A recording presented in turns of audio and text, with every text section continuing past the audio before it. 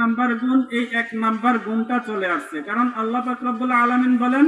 লাহুম কুলুবুল লা ইয়াফকাহুনা বিহা, যাদেরকে আল্লাহ পাক রব্বুল আলামিন জাহান্নামের জন্য সৃষ্টি করছেন তাদের 1 নাম্বার গুণ, তাদের ভিতরে আল্লাহ পাক রব্বুল আলামিন কলব দিয়েছেন, এই কলব দ্বারা কোরআন হাদিস বোঝার চেষ্টা করেন।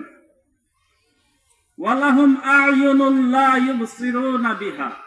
দ্বিতীয় গুণ হচ্ছে আল্লাহ পাক রব্বুল আলামিন তাদেরকে চক্ষু দান করেছেন, এই চক্ষু দ্বারা দেখে কোরআন হাদিস পড়ে না, এই কোরআন হাদিস পড়ার চেষ্টা করে না। তৃতীয় নাম্বার গুণ ওয়ালাহুম আযানুল লা ইয়াসমাউনা বিহা,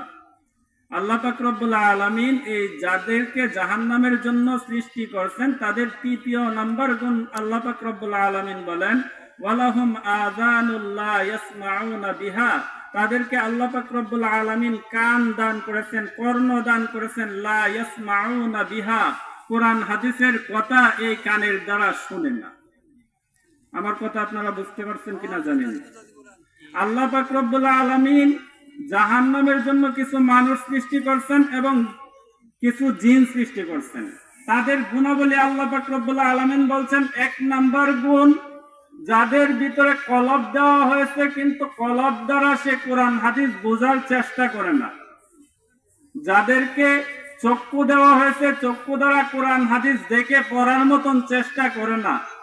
যাদেরকে আল্লাহ পাক রব্বুল আলামিন কান দিয়েছেন কিন্তু কান দ্বারা কোরআন হাদিস শোনার চেষ্টা করে না, দিলের কানে কোরআন হাদিস শুনে না, তারাই জাহান্নামী। তো আমরা যদি এই এলাকাতে, আমাদের এই এলাকাতে কোরআন হাদিসের আলোচনা হচ্ছে, এই অবস্থাতে যদি আমরা ঘরে বসে থাকি, কোরআন হাদিস শোনার মতন মন মানসিকতা যদি আমার না হয়, আমার দিল যদি না চায় যে